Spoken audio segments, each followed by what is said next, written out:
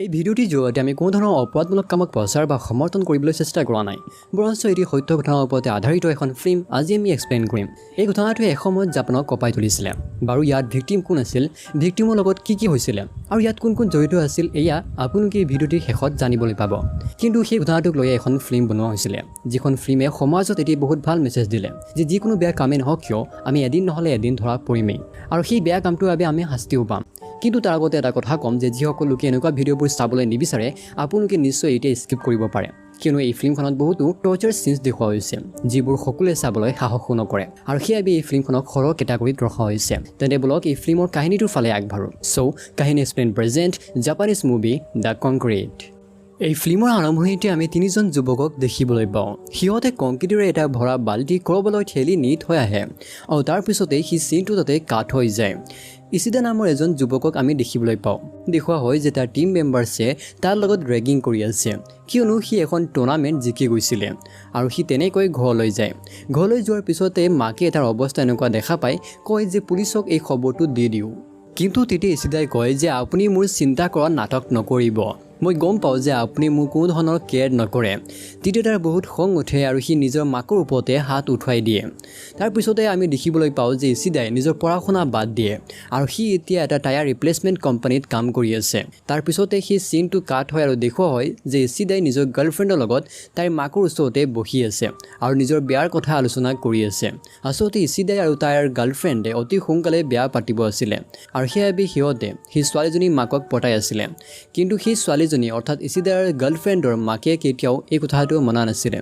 তাত আমি দেখিবলৈ পাওঁ যে সেই ছোৱালীজনীৰ এজন সৰু ভাইটিও আছে তাৰ নাম হ'ল চিনজি আৰু তেতিয়া আমি গম পাওঁ যে ইচিদাই পঢ়া শুনা এইবাবে বাদ দিছিলে যাতে সি অতি সোনকালে টকা উপাৰ্জন কৰিব পাৰে আৰু তাইৰ লগত বিয়া পাতিব পাৰে মুভিৰ আৰম্ভণিৰ বহুতো চিনত আমি দেখিবলৈ পাওঁ যে ইচিদাই নিজৰ মাকৰ ওপৰত বহুতো বাৰ হাত উঠায় আৰু নিজৰ দেউতাককতো সি অলপো সন্মান কৰা নাছিলে সি এনেকুৱা ভাবিছিল যে মহিলাই মাৰ নাখালে কেতিয়াও ঠিক নহয় আৰু সেইবাবে সি নিজৰ মাকৰ ওপৰতো মাজে সময়ে হাত উঠাইছিলে কিন্তু সি কেৱল এজন লোকৰ কথাই মানিছিলে আৰু সেই লোকজন আছিল তাৰ বছ ইচিগামি সেইবাবে তাৰ বছ ইচিগামিক তাৰ মাকে এদিনাখন ঘৰলৈ মাতি আনে তেতিয়া তাৰ বছ ইচিগামিয়ে তাক বুজায় যে তুমি নিজৰ মাকৰ ওপৰত হাত নুঠাবা কিয়নো তোমাৰ মাকেই তোমাক জন্ম দিছিলে তেতিয়া ইচিদাই তেওঁৰ কথা অলপমান মানি লয় আৰু নিজৰ মাকৰ ওপৰত হাত নুঠাব বুলি কৈ দিয়ে তাৰ পিছৰ চিনটোত আমি দেখিবলৈ পাওঁ যে সি যেতিয়া নিজৰ কোম্পানীত কাম কৰি আছিলে তেতিয়া ইয়াকোজো নামৰ এটা গেংগৰ দুজন লোক তালৈ আহে তাৰে এজন লোকৰ নাম আছিলে শিমাদা যিজন ইচিদাৰে সৰু কালৰে বন্ধু আছিলে তেতিয়া শিমাদাই ইচিদাক কয় যে তুমি এইবোৰ সৰু সুৰা কাম কিয় কৰি আছা তুমিও মোৰ দৰে ইয়াকোজো গেংগত সোমাই পৰা তেতিয়া আমি দুয়োৱে বহু টকা উপাৰ্জন কৰিম শিমাদাই ইচিদাক নিজৰ লগত লৈ যায় আৰু এতিয়া ইচিদাও ইয়াকোজো গেংগত সোমাই পৰে কিন্তু এই কথাটো যেতিয়া ইচিদাৰ গাৰ্লফ্ৰেণ্ডে গম পায় তেতিয়া তাই ইচিদাক কয় যে তুমি সেই গেংটোৰ পৰা ওলাই আহা নহ'লে তুমি মোক এৰি দিয়া কিয়নো সেই সময়ত জাপানত ইয়াকোজো গেং এটা বহুত ডাঙৰ গেং আছিলে আৰু সেই গেংটোৱে কেৱল অপৰাধমূলক কামবোৰে কৰি আছিলে তেতিয়া সি আৰু একো উপায় নাপাই নিজৰ বছৰ ওচৰলৈ যায় আৰু এই কথাটো কয় যে সি এতিয়া ইয়াকোজো গেংটোৰ পৰা ওলাই আহিব বিচাৰে তেতিয়া তাৰ বছে কয় যে যেতিয়া ইয়াকোজো গেংগে তোমাক কাটি সৰু সৰু পিচ কৰিব তেতিয়াহে তুমি সেই গেংটোৰ পৰা ওলাই আহিব পাৰিবা আৰু বছৰ এই কথাটোৰ পৰা সি গম পায় যে সি আৰু এই গেংটোৰ পৰা ওলাব নোৱাৰিব আৰু সেইবাবে সি তেতিয়া আৰু একো উপায় নাপাই দুজন যুৱকৰ লগত ৰিউজন নামৰ এটা গেং বনাই লয় আৰু সিহঁতে ইয়াকোজো গেংগৰ বাবে কাম কৰে প্ৰথমতে সিহঁতে সৰু সুৰা অপৰাধ কৰে যেনে মানুহৰ হাতৰ পৰা পাৰ্চ চুৰি কৰা আৰু ছোৱালীক জোকোৱা আৰু ছোৱালীৰ লগত হাৰাশাস্তি কৰা কিন্তু সিহঁত চাৰিও দিনক দিনে আৰু বেয়া কামৰ ফালে আগবাঢ়ি গৈ আছিলে দেখুওৱা হয় যে কিছুদিন পিছতে সিহঁতে হাইস্কুলৰ বহুতো ছোৱালীক কিডনেপ কৰি লৈ আহে আৰু তাৰ পিছতে সিহঁতক ছেক্সুৱেলি এবিউজ কৰে আৰু এৰি দিয়ে সিহঁতৰ এই সৰু সুৰা অপৰাধবোৰে লাহে লাহে বাঢ়ি গৈ আছিলে আৰু এইবোৰৰ বাবে এদিনাখন সিহঁতক পুলিচেও ধৰি লয় কিন্তু পুলিচৰ ওচৰত সিহঁতে কৈ দিয়ে যে আমি এইবোৰত দোষী নহয় কিয়নো পুলিচৰ তাতো একো প্ৰমাণ নাছিলে আৰু সেইবাবে পুলিচেও এইটো প্ৰমাণ কৰিব পৰা নাছিলে যে সিহঁতে এইবোৰ অপৰাধ কৰিছে আৰু সেইবাবে সিহঁত একেবাৰে সহজতে পুলিচৰ হাতৰ পৰা বাচিও আছিলে তাৰ পিছত চিনতে আমি দেখিবলৈ পাওঁ যে যেতিয়া ইচিদাই নিজৰ গেংটোৰ লগতে ট্ৰেফিকত ৰখি আছিলে তেতিয়া এজনী ছোৱালী সিহঁতে দেখা পায় যিজনীৰ নাম হ'ল জুংক তাই নিজৰ পাৰ্ট টাইম জবৰ পৰা নিজৰ ঘৰলৈ উভতি গৈ আছিলে তেতিয়া ইচিদাই কাইকক মাতে আৰু কয় যে তুমি সেই ছোৱালীজনীৰ চাইকেলখন পেলাই দিবা তেতিয়া তাই দুখ পাব আৰু তাৰ পিছতে মই যাম আৰু তেনেকৈ কাইক নামৰ সেই যুৱকজনে তেনেকুৱাই কৰে সি গৈ ইচিদাৰ বাইচাইকেলখনত লাত মাৰে যাৰ ফলত জুংক নামৰ সেই ছোৱালীজনী পৰি যায় আৰু তাই অলপমান দুখো পায় তাৰ পিছতে তাত ইচিদা যায় আৰু ইচিদাই গৈ তাইক সহায় কৰে আৰু তাৰ পিছতে চিদাই তাইক ঘৰলৈ এৰি থৈ আহিব বুলি তাইৰ পিছফালে গৈ থাকে। কিন্তু তেতিয়াই জুংকই তাক মানা কৰি দিয়ে। তাই কয় যে মই অকলেই যাব পাৰিম। আৰু তেতিয়াই চিদাৰ বহুত খং উঠি যায়। তেতিয়াই চিদাই কৈ দিয়ে যে মই ইয়াকুজা গেংৰ মেম্বাৰ হয়, যদিহে তুমি মোৰ কথা নুশুনা তেতিয়াহ'লে তোমাৰ লগত কি হ'ব পাৰে সেয়া ঠিক নাই। ইয়াৰ উপৰি তোমাৰ ফেমিলি মেম্বাৰশ্বিপ বাচি নাথাকে, সেইবাবে মই যিটো কথা কওঁ সেইটোৱে তুমি শুনিব লাগিব। তাৰপিছতে দেখুওৱা হয় যে জুংকক সি এখন হোটেললৈ লৈ যায়। তাত লৈ যোৱাৰ পিছতে তাইক সি ছেক্সুৱেলি এবিউজ কৰে আৰু তাৰপিছতে তাইক আকৌ সেই তিনিওজনৰ ওচৰলৈ লৈ আহে। তেতিয়া ইচিদাই সিহঁত তিনিৰ ওচৰতে জুংকক থৈ ক'ৰবালৈ গুচি যায়। তাৰপিছতে সিহঁত তিনিও জুংকৰ লগতে ইচিদাৰ বাবে অলপমান ৱেইট কৰে, কিন্তু ইচিদাই এতিয়ালৈকে অহা নাছিলে। সিহঁতে ইচিদাৰ বাবে বহুত ৰখাৰ পিছত জুংকক সিহঁতৰ অফিচলৈ লৈ যায়। অফিচলৈ লৈ যোৱাৰ পিছত জুংকক কাইকেও ছেক্সুৱেলি এবিউজ কৰে আৰু তাৰপিছতে তাইক লক কৰি থৈ দিয়ে। তাৰ পিছদিনাই দেখুওৱা হয় যে ইচিদাই নিজৰ বহুতো বন্ধুক ইয়ালৈ লৈ আহিছে। তেতিয়া সিহঁত সকলোৱে মিলি জুংকক বহুত টৰ্চাৰ কৰে। জুংকৰ অৱস্থা বহুত বেয়া হৈ পৰে। তাৰ পিছৰ চিনটোতে আমি দেখিবলৈ পাওঁ যে সিহঁত চাৰিও বহি কথা পাতি আছে।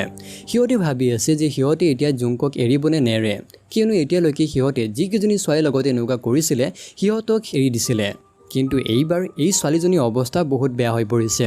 আৰু ইতিমধ্যে পুলিচৰ চকু সিহঁতৰ ওপৰত আছে। যদিহে সিহঁতে জুংকক এৰি দিয়ে তেতিয়াহ'লে তাইয়ে প্ৰমাণ হৈ পৰিব আৰু সেইবাবে সিহঁতে ভাবি পেলাই যে সিহঁতে এতিয়া জুংকক এৰিব নোৱাৰে, কিয়নো সিহঁতে জুংকক এৰিলে সিহঁত চাৰিও ফচি যাব আৰু সেইবাবে সিহঁতে ভাবি লয় যে এতিয়াৰ পৰা জুংকক সিহঁতৰ লগতে থাকিব। তাৰ পিছৰ চিনটোতে আমি দেখিবলৈ পাওঁ যে জুংকৰ মাকে পুলিচৰ ওচৰলৈ এই খবৰটো দি দিছে, কিয়নো জুংকো ৩-৪ দিন ধৰি মিচিং হৈ আছিলে আৰু সেইবাবে পুলিচে এই খবৰটো গোটেইবোৰ বাতৰি কাকতে পাব্লিছ কৰে। যেতিয়া ইচিদাই এই বাতৰি কাকত পঢ়ি আছিলে তেতিয়া তাৰ বহুত খং উঠে আৰু তেতিয়াই সি জুংকক ফোন দিয়ে আৰু ফোন কৰি নিজৰ মাকক এই কথাটো ক'বলৈ দিয়ে যে তুমি নিজৰ বান্ধৱীৰ ঘৰত আছা বুলি নিজৰ মাকক কোৱা। আৰু তেতিয়া তাই আৰু একো উপায় নাপাই নিজৰ মাকক ফোন কৰে আৰু কয় যে তাই এজনী বান্ধৱীৰ ঘৰত ফুৰিবলৈ আহিছে আৰু সেইবাবে আপুনি এতিয়া অলপো চিন্তা নকৰিব। তেতিয়া তাইৰ মাকে এই কথাটো সঁচা বুলি ভাবে আৰু একোৱে চিন্তা নকৰি ফোনটো ৰাখি দিয়ে আৰু পুলিচৰ ওচৰলৈ গৈ সেই এফআইআৰটো উঠাই লয়। তাৰ পিছত চিনটোতে আমি দেখিবলৈ পাওঁ যে যেতিয়াই শিনজিয়ে গেম খেলি আছিলে তেতিয়াই জুংকই তাক পটাবলৈ চেষ্টা কৰি আছিলে। তাই কয় যে তুমি মোক এৰি দিয়া, মই তোমালোকৰ বিষয়ে একোৱে নকওঁ, কিন্তু তেতিয়াই শিনজিয়ে তাইৰ কথা একোৱে নুশুনে। তাৰপিছতে ৰাতি যেতিয়া সিহঁত চাৰিও শুই আছিলে তেতিয়াই জুংকই আকৌ পলাবলৈ চেষ্টা কৰে। তাই পুলৰ আগতে পুলিচক ফোন লগাই দিয়ে আৰু তাৰপিছতে তাই তাৰ পৰা পলায়, কিন্তু যেতিয়া তাই বাহিৰত ওলায় তেতিয়া কায়ে তাইক ধৰি লয়। আৰু আনফালে ইচিদাই পুলিচক কয় যে এইটো এটা প্ৰেংক কল আছিল, মোৰ ভণ্টিয়ে আপোনালোকলৈ এনে প্ৰেংক কল কৰিছিলে, চৰি মোক ক্ষমা কৰিব। সিদিনা ৰাতি যেতিয়া সিহঁতে আকৌ তাইক ভিতৰলৈ সোমাই আনে তেতিয়াই শিনজিৰ মাকে এয়া দেখা পায়। তেতিয়াই শিনজিৰ মাকে জুংকৰ এয়া অৱস্থা দেখি গম পাই যায় যে সিহঁতে জুংকক জোৰ জবৰদস্তি ধৰিহে আনিছে আৰু সেইবাবে ৰাতি যেতিয়া আকৌ সিহঁত চাৰিও শুই আছিলে তেতিয়া শিনজিৰ মাকে তাইক পলাবলৈ সহায় কৰে। তাই যেতিয়া আকৌ ঘৰৰ পৰা ওলায় তেতিয়া তাতে আকৌ কাই আহি পৰে আৰু এইবাৰ সিহঁত চাৰিওৰে বহুত খং উঠি যায় আৰু সেইবাবে তেতিয়া ইচিদাই তাইৰ লগত আকৌ এবাৰ টৰ্চাৰ কৰিবলৈ ওলাই পৰে। সি লাইটাৰৰ জৰিয়তে তাইৰ ভৰি জ্বলাই দিয়ে। সিহঁত চাৰিজনৰ ভিতৰতে ইচিদাই তাইৰ লগত বহুত টৰ্চাৰ কৰিছিলে। বাৰু সেয়া কিয় কৰিছিলে এয়া আচল ঘটনাটোত আপোনালোকে গম পাব, যিটো মই শেষত ক'ম। কিন্তু সিদিনাখন ৰাতি সিহঁতে তাতে নৰখে। সিহঁত চাৰিও মিলি জুংকৰ লগত বহুত টৰ্চাৰ কৰে, যাৰ ফলত জুংকৰ অৱস্থা বহুত বেয়া হৈ পৰে আৰু তেতিয়াই জুংকই তাতেই প্ৰাণ ত্যাগ কৰে। জুংকৰ ডেড বডি দেখিয়ে সিহঁত চাৰিও বহুত ভয় খায় আৰু তাৰপিছতে আমি মুভিখনৰ একেবাৰে আৰম্ভণিৰ সেই চিনটো দেখিবলৈ পাওঁ যেতিয়া তিনিজন যুৱকে এটা কংক্ৰিটৰ বাল্টি ঠেলি নি ক'বলৈ পেলাই আহে। আচলতে সেই কংক্ৰিটৰ বাল্টিটোৰ ভিতৰতে জুংকৰ ডেড বডি আছিলে। তাৰ কিছুদিন পিছতে ইচিদাক গ্ৰেপ্তাৰ কৰা হয়, কিন্তু পুলিচে এটা ফেমিলি মাৰ্ডাৰ কেছৰ বাবেহে তাৰ লগত ইনভেষ্টিগেশ্যন কৰি আছিলে। তেতিয়া পুলিচে কয় যে তোমাক এটি মাৰ্ডাৰ কেছৰ বাবে গ্ৰেপ্তাৰ কৰি অনা হৈছে, তুমি এতিয়া শাস্তি পাবা। কিন্তু আনফালে ইচিদাই গম পোৱা নাছিলে যে পুলিচে এটি ফেমিলি মাৰ্ডাৰ কেছৰ কথা কৈ আছে, বৰঞ্চ জুংকৰ মাৰ্ডাৰ কেছৰ কথা কোৱা নাই। আৰু সেইবাবে সি নিজেই ভয়তে জুংকৰ সকলোবোৰ কথা কৈ দিয়ে যে সি কেনেকৈ জুংকক হত্যা কৰিলে। তেতিয়া পুলিচে এই কথাটো গম পাই আচৰিত হয় আৰু পুলিচে গম পাই যায় যে সিহঁতে জুংকক কেনেকৈ হত্যা কৰিলে আৰু এনেকৈ সি নিজৰ সকলোবোৰ ভুল স্বীকাৰো কৰি লয় আৰু এনেকৈ এই ফিল্মখন শেষ হয়। এতিয়া আমি এই ফিল্মখনৰ আচল কেছটোৱে জানি লওঁ, যিটো কেছৰ ওপৰতে এই ফিল্মখনক বনোৱা হৈছিলে। আচলতে 1989 চনতে জুংকো ফুৱাটা নামৰ এজনী ছোৱালীক 40 দিনলৈকে 4জন যুৱকে টৰ্চাৰ কৰিছিলে